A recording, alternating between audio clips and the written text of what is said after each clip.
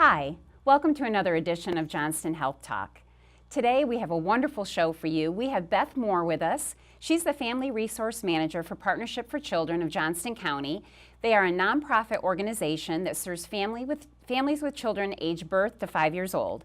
Beth holds a master's degree in early childhood education, and she is active in her community and serves on several boards and committees, including the North Carolina Association for the Education of Young Children, Avery's Angels, and she's a committee member for Leadership Johnston. Beth is a mother of 3 adult children who definitely keeps her on her toes. Welcome to the show, Beth. Thank you so much, Liz. So I'm so excited to have you here today to talk about Partnership for Children of Johnston County and all the services that you provide for families throughout the county and all the initiatives that you're doing and working with other organizations in the community. So we have a lot to talk about today. Yes, we're busy. So give us an overview of what Partnership for Children is. So we are a nonprofit organization, like you said. We are funded a lot through Smart Start, which is a state-funded organization. We also we're a public-private model, so we also have to do some fundraising and match those funds that we receive. But like you said, we work with families birth through 5, and we do all things family. So from the time a person's pregnant until their child goes to kindergarten, we want to be there every step of the way to help with whatever resources they need. Okay, and so your vision is really to just work with these families to educate our children while they're young, up until 5 years old when they start kindergarten in regular school system. Right, those birth through 5 years are so critical for brain development. So we've learned through research over the years that if we can work on those first 5 years, that our children are going to have a more successful time in elementary school and beyond. And I want to play this video for everyone to see because I think it's very powerful and it really sets the stage for what we're talking about today. So let's take a look at this video first. Sounds great.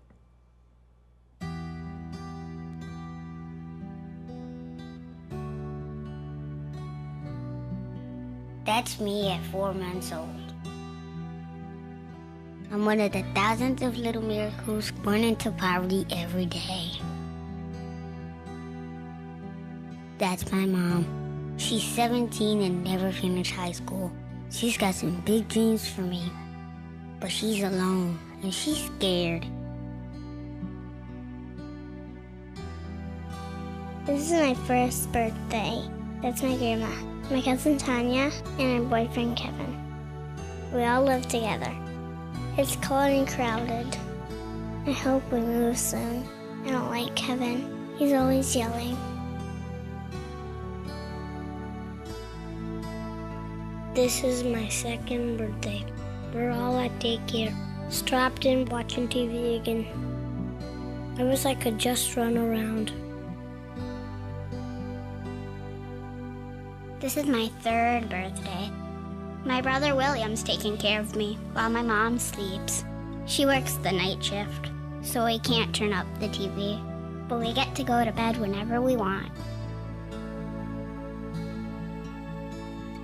This is my 4th birthday. We're sleeping at my aunt's this month. I don't know when my dad's coming home, but I'm hungry and I miss him.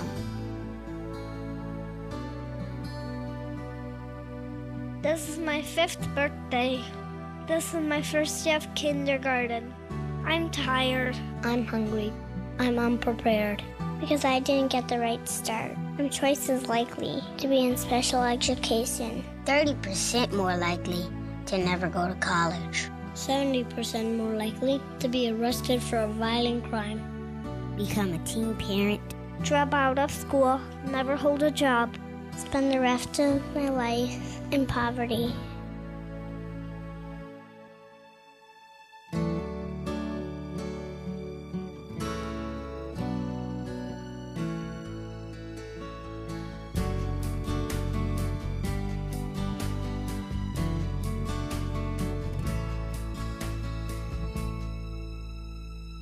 My mom plays with me all the time. She smiles a lot now, and she knows she's not alone anymore.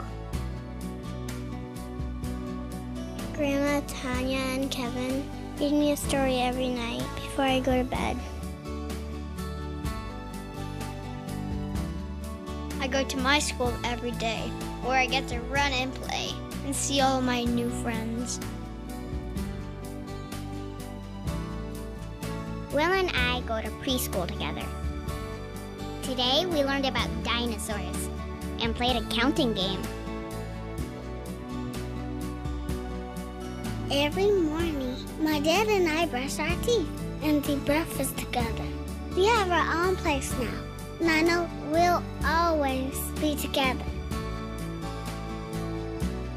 This is my first day of kindergarten. I'm rested, I'm eager, I'm confident, I'm curious, I'm prepared. I'm ready. I am your future. Change the first 5 years, and you change everything. Anyone interested in investing? That is a very powerful video, Beth. Yes. I think it's important to show that because it really, like I said, sets the stage for what your organization is all about, and working with our children from the time they're born, you know, and all the things that you're offering till they start in kindergarten, where they're in the school system and doing what they need to do. Tell us a little bit your feelings on that video and how that works with partnerships. So it really is a powerful video, Liz. Those first 2,000 days, if we get it right, we have more successful kids. So a lot of our families in Johnston County and Wake County, they don't have the resources to succeed. They don't have access to quality childcare. They don't have maybe a great job, or they don't have the skills they need to be good parents. They want to be good parents, they just don't have those resources. So that's what we can do. We can help families.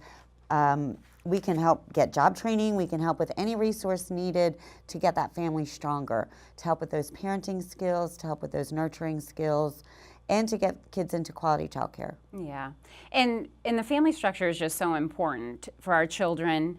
And I know that some of the things that you guys are offering with parent support groups and you know, playtime for children. Tell us a little bit about your family services. Sure. So families look so different nowadays. It may not be a mom and a dad raising a child. It could be a grandparent or an auntie or even a friend or foster care situation. There's so many different structures now.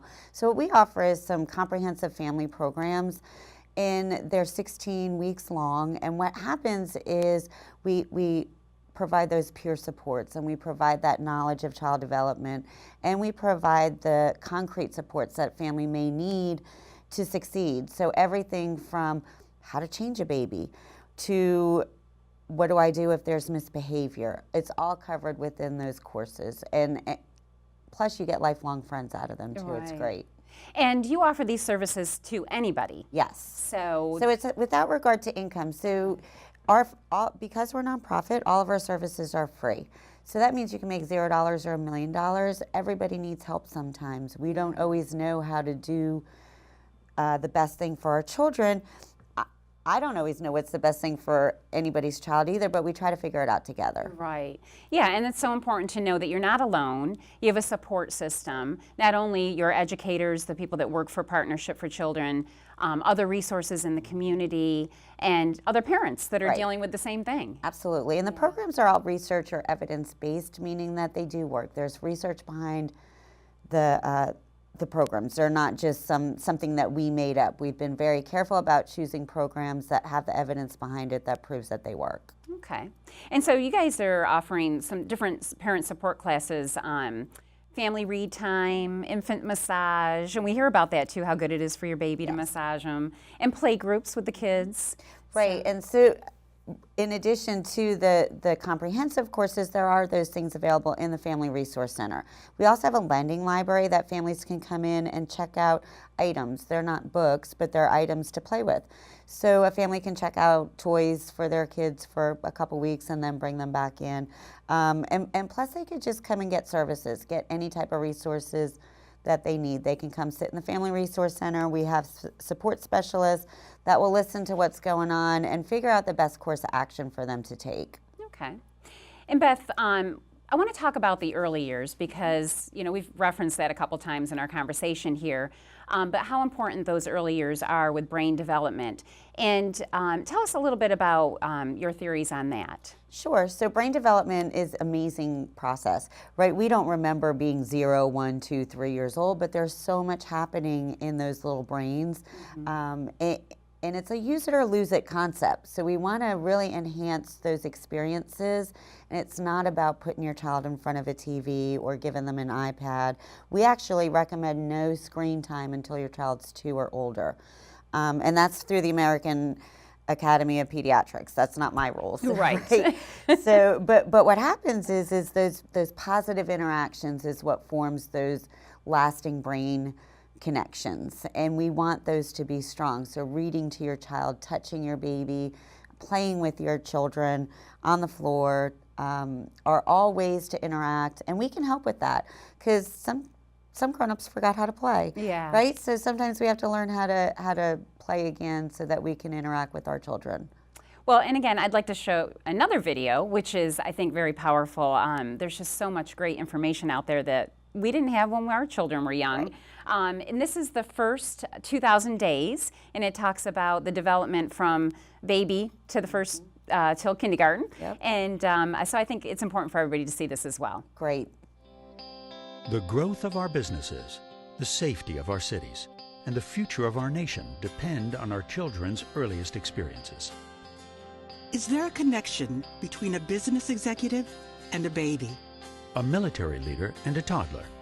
A police officer and a preschooler? Some pretty powerful people say there are. So much so that military leaders, business executives, and law enforcement officers are calling for greater investment in early care and learning to ensure our national security, keep us globally competitive, and reduce crime. It comes down to how children develop. Child development is a dynamic, interactive process that is not predetermined. It's not all about genetics. Simply put, our brains are built, not born. Meaning whether or not we have the opportunity to realize our potential is based on our earliest relationships, experiences, and environments. Did you know that there are only 2,000 days? 2,000 days between the birth of a child and their first day of kindergarten. This is the most rapid period of growth during our lifetimes. In the past, we've emphasized academic skills, yet social and emotional skills are just as important. A survey of business leaders found that employers view these soft skills as even more important to work readiness than traditional skills like reading, writing, and math. In the workplace, these skills translate to honesty, trustworthiness, team building, effective communications, conflict resolution, and positive attitudes. Every experience a baby has forms a neural connection in the brain.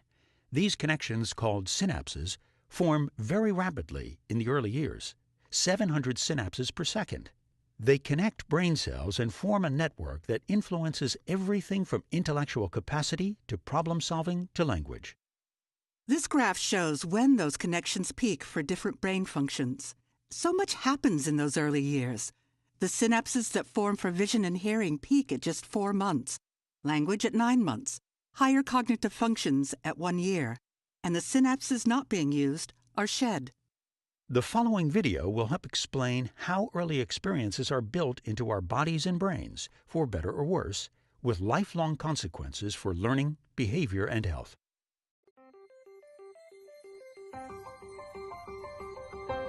A child's experiences during the earliest years of life have a lasting impact on the architecture of the developing brain.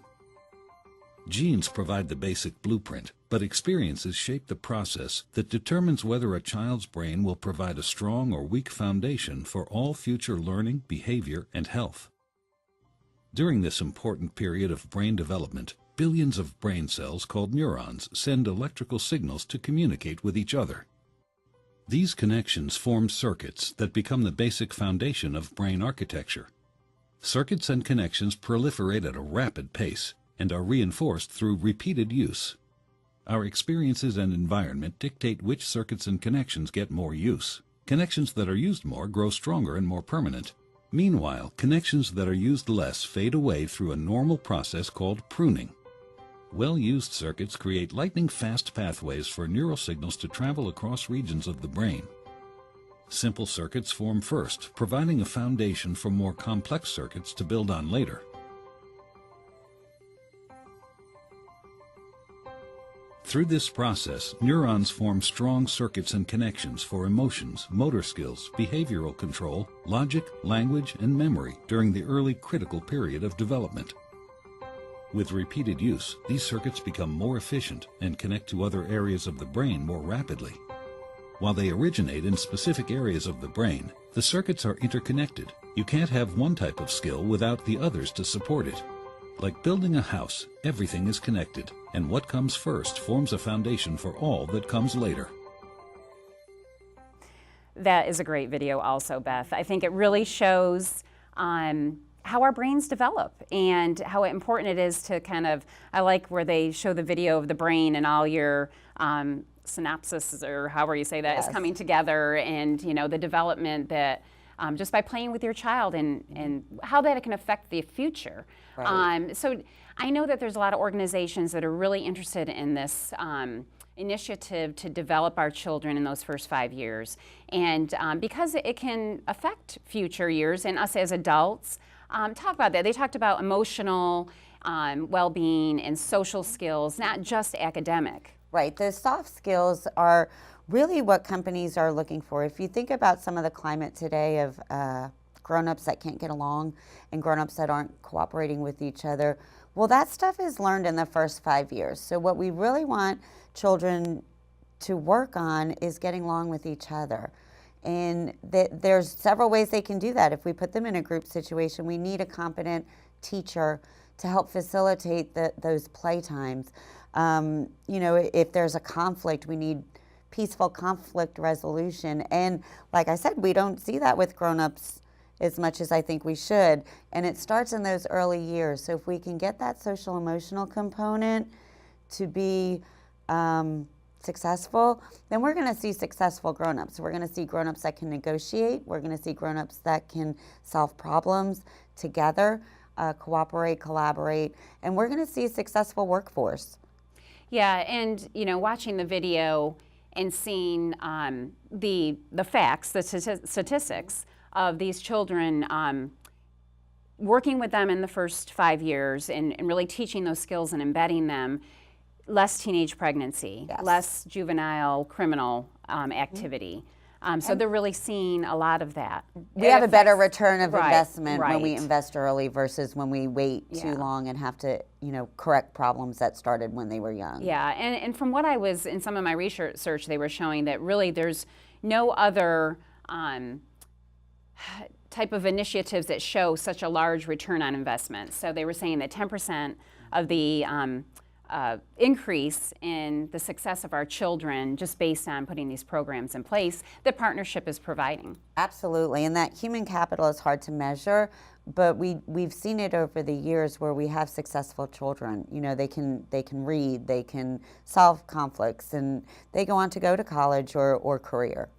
And some of the things that you're teaching the children and the parents is, you know, touching your child, providing that FaceTime, just that interaction, facial expression. And a lot of language development. Yeah. Talking to your baby during routine care. So when they're getting a bath or when they're learning how to eat, and telling them everything that's happening, naming items. All those things help with that strong language development, which enhances literacy skills in the future. Beth, I know there's so many things that you guys do and so much that I want to touch on. Child care is really one of your big initiatives as well. Yes. How do we choose the right child care for our child? Because a lot of us have to work, both parents are working, or there's only one parent and they have to work. So tell us about your child care initiatives. Sure. So what our organization actually helps child care centers do is increase their quality. We want all children to be in a quality child care facility. And North Carolina is kind of lucky that way because we have a rating system. It's a star system. So the higher the stars, the higher the quality and education of the staff. So our staff will go in and work with one-on-one with teachers. We do a coaching model to really increase the positive interactions and to give the staff in these child care centers a just a mentor and some more supports and resources. But it's hard for parents. Yeah. We recommend to visit often before you place your child into childcare, to see what kind of feeling you get from them, to make sure that they're meeting the standards and practices that the state's set forward and beyond. Yeah, and asking the right questions. You know, you go into a daycare, you might think, oh, this is great, but are they just playing with your children, or are they actually teaching them things? Right. You know, are there 3 meals a day or 2 meals a day, however many meals that they Sure. serve? There's so many different things we need to ask and know. You know, it's not just a babysitting system anymore. Exactly. It's really an education system. It sure is. And a lot of times families will look at, well, they're just playing with my child. But that play is so intentional, and that's how children learn. Children learn through play. Right. So we don't want to see children under the age of 5 sitting at a desk writing ditto sheets or coloring ditto sheets. We don't want to see that. We want to see that hands-on learning, that teacher that's interacting with all the children. We want to see engaged children into different activities, but that hands-on playtime learning is how they learn best. Okay. And there's a couple other things we want to talk about, but first let's watch this video on choosing your daycare. Sure. 1, 2, 3. Finding the right childcare for your child means asking the right questions in 4 key areas. Safety. Does the provider have training in CPR and first aid? Is there an emergency plan in place? And are the play areas outside and inside safe? Well, just the fact that he was my first child, and just letting him go anywhere, I had doubts about every place that he was going. So I was asking everything because I wanted to make sure I felt safe with my son being here. I know that when he goes there, he's safe and he's happy and he's having a good time and he's learning lots and lots of things. Reading. Are there plenty of books available? And is reading a normal part of the day? It's very important because I want my children to learn as much as they can, because their minds are always going, they're always on, and they always need to be learning. They read to him every day. They do circle time and songs. He comes home dancing all the time. And I'm like, where did you learn how to do that? And it must be from daycare. How is this morning going for him? He's going great. He's tired. Good communication. Is the communication with your provider convenient and constant? We talk when I drop him off and I pick him up.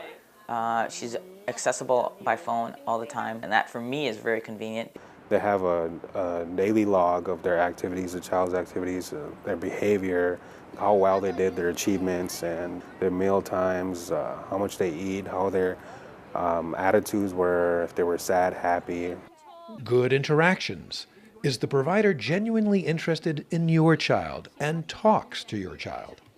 It just seems like they connected with my son a lot, to the point where my son's actually comfortable coming here, and he wants to see Carla, he wants to see David, the staff, and it's just they make it real comfortable for him to be here. So Beth, we also want to talk about your mission for literacy. And so Partnership for Children is really trying to educate how important it is to read, to have books in the home. Tell us a little bit about that, and I know you're working with the Dolly Parton Foundation to get books to children as well. Yes, we're so excited about that project. So Dolly Parton Imagination Library is in Johnston County and part of Wake County now too.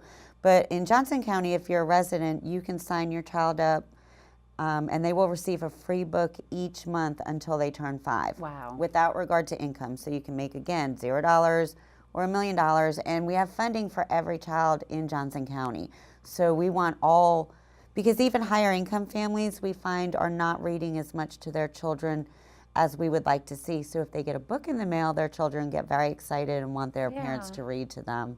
Yeah, and to find out more information on that, we can go to your website, correct? Absolutely. And let me just say what that is, www.partnershipforchildrenjoco.org, joco.org. And some more information, I know it's plastered on the front page of your website. And it's very easy to sign up, just a few questions, name, address, age of child. So we want everybody to participate in that. Unfortunately, Johnston County is in what's called a book desert. And that means a lot of families along that I-95 corridor do not have access to books at all. There's no books in their home. So a couple of the projects that we're doing is trying to get books in their home. We will be doing a book fair, a free book fair for families through Leadership Johnston. and that will help families. Children get to choose their own books, like a Scholastic book fair, but it's free. So they'll get to choose books they want to read, and we'll put some things in place over the summer so that they can have some extra help reading That's and get those wonderful. third grade reading scores up. Right. And that's awesome. And parents won't have an excuse not to read to their children because they'll have the books there. And Well, and some of the adults, we have a high illiteracy rate for adults. So there are programs that we can refer adults to if they are struggling with reading. They may not be able to read to their Okay. child. So we can get some literacy skills in place for grown-ups too. yeah, that's great. And again, just to kind of reiterate that Partnership for Children has resources for everyone, adults and children, and to be able to help, like you said, to get those resources to read better and to really work with your children. Absolutely. And we want strong families. Our families want to contribute to society. They want to be a strong family so that their children have a good future. Definitely. And Beth, last but not least, I want to talk about the Partnership Park, which is so exciting, that we're building in Johnston County in Smithfield. And tell us about the park. Sure. So about 6-7 years ago, we started an initiative to create a play space and a miracle field, which is for children with special needs. So that's evolved over the years to be a place for everybody. So the park will be opening April 14th. And it is in Johnston County, like you said, near the Smithfield Aquatic Center. But it's going to be a place for everybody. There'll be spaces for every ability to walk through. A wheelchair can go on to every piece of equipment. There'll be quiet spaces for children that may have some sensory struggles. And the field and the ball field will also be accessible to every child to be able to play ball with their friends. So grandparents can walk their children through and not worry about their cane getting stuck on something. And it's just going to be a very beautiful, natural space with some great equipment and a lot of fun. Yeah, and we don't think about that a regular playground that we normally see isn't really accessible for those with special needs or those who have disabilities. No, they're not. And so what happened is if you have a family that has a child with some special needs and then a child that's typical, they can't play together. Right. And so families didn't have anywhere to go that, without excluding one child or the other. So this is a place for all. And we're very excited for this to be opening. We cannot wait. We hope everybody comes out to see it. Yeah. So grand opening, April ribbon 14th. cutting, April 14th. Yes. And that'll start about 9:30 in the morning and go to about 2. Yes. That's what we're talking about right now. Okay. Yes, with some really fun events in between.